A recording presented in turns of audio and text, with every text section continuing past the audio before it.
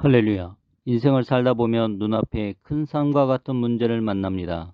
꿈을 가로막는 현실의 장벽이나 몸과 마음을 짓누르는 큰 질병들 혹은 도저히 넘을 수 없는 관계의 벽이 있습니다. 이런 큰 산 앞에서 우리는 어찌하지 못해 멈춰서고 주저앉아 절망합니다. 그러나 오늘 본문은 분명히 말씀합니다. 큰 산아, 내가 무엇이냐? 내가 수룹바벨 앞에서 평지가 되리라. 하나님은 우리가 넘어야 할 산을 평지로 바꾸어 길을 내시는 하나님이십니다.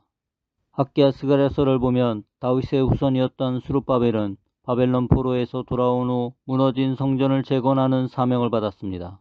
그러나 사마리아인들의 방해와 내부의 낙심과 이방 권력자들의 참소 때문에 공사는 중단되고 맙니다. 큰 산을 만난 것입니다. 스룹바벨 앞에 있는 큰 산은 성전 재건을 가로막는 불가항력적인 장애물들이었습니다. 스룹바벨의 인간적인 힘으로는 큰 산 앞에서 다시 성전을 재건하는 일은 불가능했습니다. 그때 하나님이 스가랴 선지자를 통해 말씀하십니다. 이는 힘으로 되지 아니하며 능으로 되지 아니하고 오직 나의 영으로 되느니라.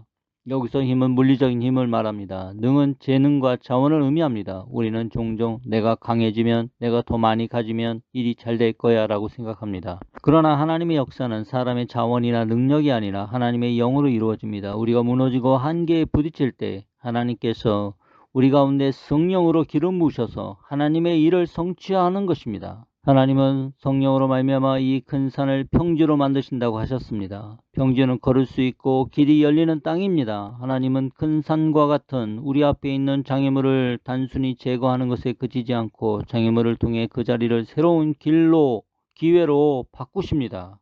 우리의 실패가 간증이 되고 눈물이 축복의 단비가 되며 절망이 믿음의 발판이 되는 것처럼 말입니다. 그러므로 성령의 기름 부으심을 날마다 공급받아야 합니다. 본문의 스가랴 선지자는 환상으로 두 감람나무와 순금 등대를 봅니다. 이는 감람나무를 통해서 기름을 공급하여 등대가 빛을 비추는 사명을 상징합니다. 하나님은 성령의 기름 부음을 통해 깨어있는 사람에게 빛을 주십니다.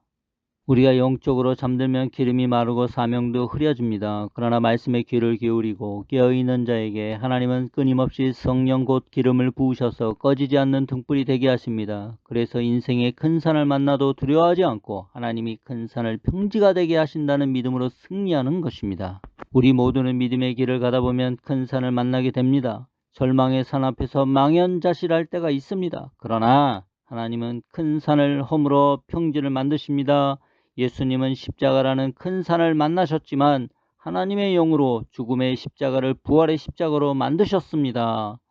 이처럼 우리의 큰 산도 하나님의 영이 임하시면 평지가 됩니다. 결국 큰 산과 같은 장애물은 하나님의 영광을 드러내는 무대가 되는 것입니다. 사랑하는 성도 여러분, 오늘 우리 앞에 있는 큰 산은 무엇입니까? 여전히 해결되지 않는 가정의 문제입니까? 내 힘으로 감당할 수 없는 건강의 위기입니까? 막막한 미래와 불확실한 삶입니까? 하나님은 여전히 말씀하십니다. 이는 힘으로 되지 아니하며 능으로 되지 아니하고 오직 나의 영으로 되느니라. 그러므로 우리는 낙심보다 성령을 의지하여 외쳐야 합니다. 큰 산아, 내가 무엇이냐? 내가 내 앞에서 평지가 되리라. 지금 한번 따라해 보시기 바랍니다. 큰 산아, 내가 무엇이냐? 내가 내 앞에서 평지가 되리라.